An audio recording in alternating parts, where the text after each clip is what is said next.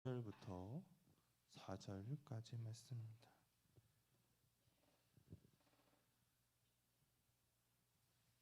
에베소서 6장 1절부터 4절까지의 말씀을 다 같이 봉독하도록 하겠습니다.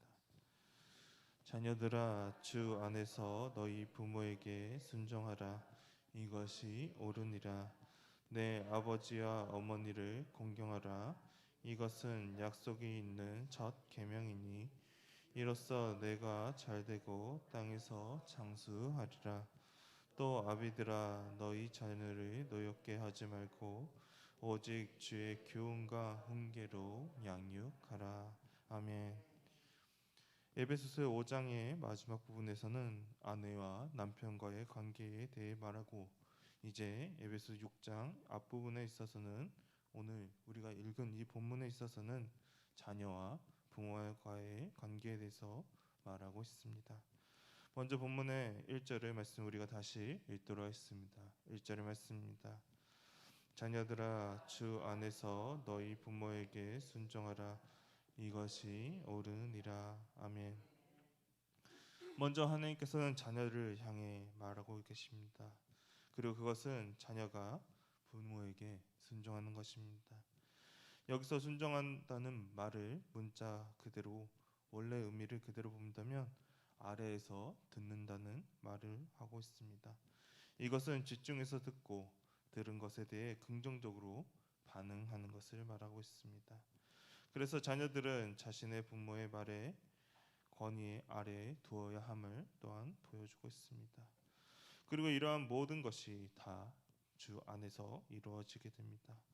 이것이 바로 주 안에서 이루어지기 때문에 자녀가 부모에게 순종하는 것은 주님을 기쁘시게 하는 일이 됩니다. 자녀들은 주님께 순종할 뿐만 아니라 부모에게도 순종해야 함을 오늘 본문에서는 이렇게 말하고 있는 것입니다. 그리고 자녀가 부모를 순종해야 하는 이유에 대해서도 오늘의 본문은 다음과 같이 말했습니다. 그것은 왜냐하면 그렇게 하는 것이 옳기 때문입니다. 자녀가 부모를 순종하는 것이 옳은 행동이기 때문입니다. 하나님의 기준에 있어서 자녀는 부모를 순종해야 합니다.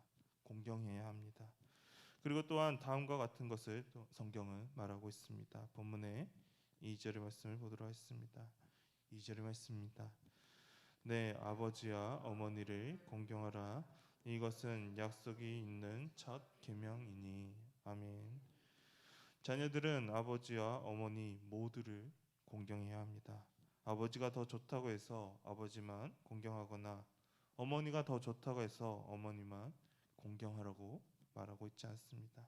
성경은 아버지와 어머니 모두를 공경하라고 말하고 있습니다. 그리고 이어서 말합니다. 자녀가 부모에게 순종하고 공경하는 것이 약속 있는 첫 계명이라고 말하고 있습니다. 왜 이 계명을 첫 계명이라고 말했을까요? 먼저 부모를 공경하라는 말씀은 출애굽기에서 나옵니다. 출애굽기 20장 12절의 말씀을 보도록 하겠습니다. 출애굽기 20장 12절의 말씀입니다. 내 부모를 공경하라. 그리하면 내 하나님 여호와가 내게 준 땅에서 내 생명이 길리라. 아멘. 우리는 이 말씀을 아마 십계명을 통해 보았을 겁니다. 그런데 이 부모를 공경하는 계명이 몇 번째 계명인지 혹시 기억이 나시나요? 네, 그렇습니다. 이 계명은 5번째 등장하는 계명입니다. 그렇다면 첫 번째 계명이 되지 않습니다. 그러나 십계명을 또한 자세히 보면 그렇지도 않습니다. 첫 번째부터 네 번째 계명을 보면 하나님과의 관계에 대한 내용이 나옵니다. 다른 신을 섬기지 말며 우상을 만들지 말고 여호와의 이름을 망령되이 부르지 말고 안식일을 거룩히 지키라고 이렇게 말하고 있습니다. 이 모든 것이 다 하나님과의 관계에 깊은 관련이 있습니다. 그러나 부모를 공경하는 이 계명은 하나님께서 우리에게 주신 사람들과의 관계에 대한 첫 번째 계명이 됩니다. 5번째부터 10번째는 다 사람들과의 관계에 대한 계명을 우리에게 주셨습니다. 그래서 부모를 공경하는 계명이 십계명 안에서는 5번째 위치한 계명이지만 사람들과의 관계에 있어서는 하나님께서 주신 첫 번째 계명이기에 성경에서는 약속 있는 첫 번째 계명이라고 이렇게 말하고 있습니다. 그리고 이 계명이 또한 우리에게 의미가 있는 것은 10계명 가운데 유일하게 가족과 관련된 계명이기도 합니다. 다른 계명들은 금지하는 그러한 계명이지만 이 다섯 번째 계명만큼은 부모에게 공경하라는 그러한 계명을 우리에게 주셨습니다. 이렇게 하나님께서는 이러한 한 계명만을 우리에게 주신 것은 이 다섯 번째 계명 하나만으로도 자녀가 부모와의 관계를 바르게 형성하는 데 있어서 충분하기 때문입니다. 그리고 이것은 사회에 있어서도 올바른 관계를 맺는 데에 핵심적인 원리가 됩니다. 낮은 자가 높은 자를 순종하고 공경할 때에 사회에 있어서도 바르게 움직이기 때문입니다. 그렇기 때문에 하나님은 이 계명을 너무나도 중요하게 여기셨습니다. 그래서 출애굽기에도 이렇게 말하고 있습니다. 출애굽기 21장 15절과 17절의 말씀은 다음과 같이 말하고 있습니다. 다 같이 읽겠습니다. 자기 아버지나 어머니를 치는 자는 반드시 죽일지니라. 자기의 아버지나 어머니를 저주하는 자는 반드시 죽일지니라. 아멘. 구약 시대에 있어서 부모를 공경하지 않는 태도나 행동은 사형에 처하기에 합당한 그런 행동이었습니다. 이만큼 하나님께서는 강력한 규정을 두어셔서 이 계명을 반드시 지키도록 하셨습니다. 사람은 이렇게 강력한 규정이 있더라도 쉽게 넘어지는 존재이기 때문에 하나님께서는 이렇게 하신 것입니다. 실제로 요즘 보면 어떻습니까? 자녀가 부모를 살해했다는 뉴스가 빈번하지 않게 들리고 있습니다. 여기에 많은 경우가 부모가 심한 통제나 징벌에 의해서 자녀가 그 부모에 대한 화를 참지 못하고 순간적인 화에 의해서 벌어지는 사고들이 많습니다. 이처럼 자녀가 부모를 순종하지 못하고 죄를 범했을 때 사회는 무너지며 가정은 흔들리고 말합니다. 하나님께서 우리들의 가정들의 제대로 이 땅에서 서기 위해서 이 계명을 반드시 지키라고 우리에게 이렇게 말씀하고 계신 겁니다.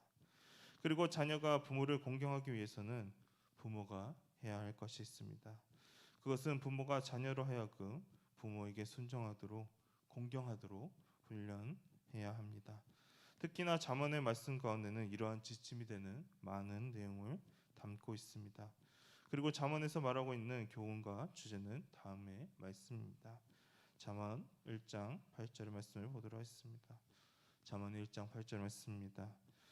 내 아들아 내 아비의 훈계를 들으며 내 어미의 법을 떠나지 말라. 아멘.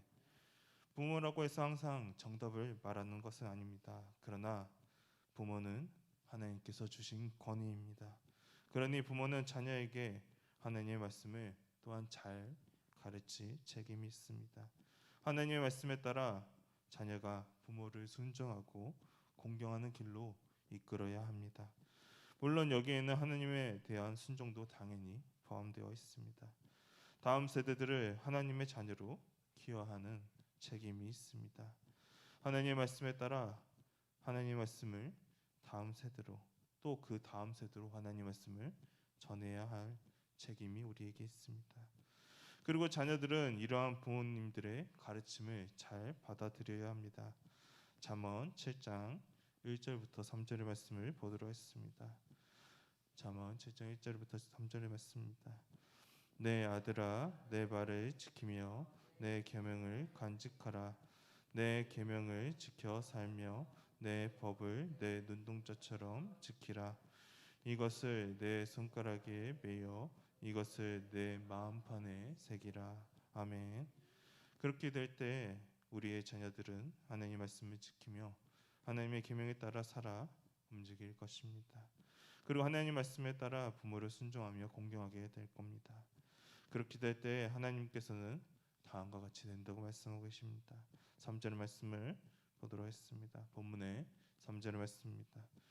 이로써 내가 잘되고 땅에서 장수하리라. 아멘. 이것은 당연한 일입니다.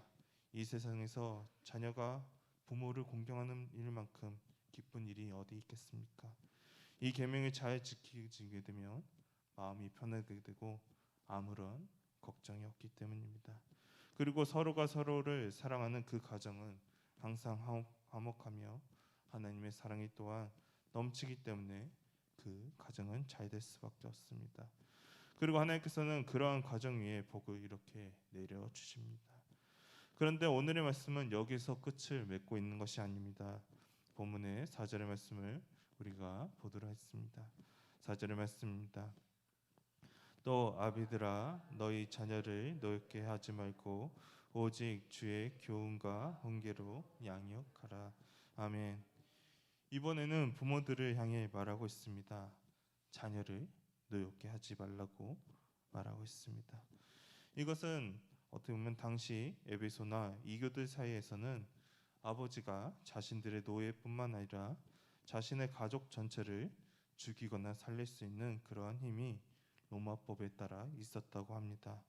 그래서 당시에 한 예를 들자면 신생아를 아버지의 발 앞에 두고 그 아이의 운명을 아버지의 손에 의해 결정되었다고 합니다.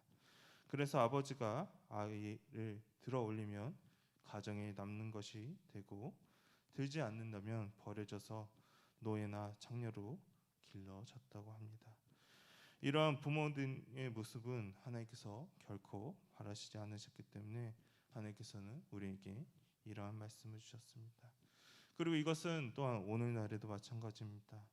오늘날에도 어떤 부모들은 자녀들을 향해 폭력적으로 대합니다.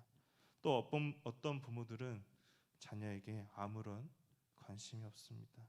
또한 자녀들 가운데 누구만 좋아하고 편애하는 것도 이렇게 자녀를 노엽게 하는 행동이 됩니다. 하나님께서는 이렇게 자녀를 노엽게 하지 말고 이렇게 하라고 말씀하십니다. 자녀들을 향해 주의 교훈과 훈계로 양육하라고 말씀하십니다. 부모들은 완벽하지 않습니다. 그렇기 때문에 하나님께서 주신 권위를 바르게 사용하기 위해서는 부모는 하나님과 연결되어야 합니다. 하나님의 말씀에 따라 자녀를 양육해야 합니다. 그것이야말로 자녀가 하나님을 순종하며 부모를 순종하는 길이 됩니다. 오늘날 아픔이 있는 가정들이 너무나도 많아지고 있습니다. 이로 인해 많은 가정들이 슬퍼하며 가정들이 또한 제대로 서지 못하고 있습니다. 이럴 때 우리가 가정을 바로 세울 수 있는 것은 바로 하나님의 말씀에 따라 가정을 이끌어가는 것입니다. 그 첫걸음이 바로 자녀가 부모를 순종하는 길입니다. 이러한 하나님의 기본 원리가 바로 설 때 가정은 제대로 서게 됩니다. 그리고 하나님의 말씀에 따라 하나님의 말씀을 다음 세대로 또 다음 세대로 전능할 수 있게 됩니다. 또한 부모도 마찬가지로 하나님의 말씀에 따라 자녀를 바로 양육해야 합니다. 그러할 때 지금 무너져가는 이러한 많은 가정들이 다시 바로 서게 될 것입니다. 우리 모두가 지금 이렇게 무너져 가고 있는 가정들을 향해 기도하며 또한 바로 세워 나갈 수 있는 하나님의 나라의 백성들이 되기를 주님의 이름으로 소망합니다. 다 같이 기도하도록 하겠습니다.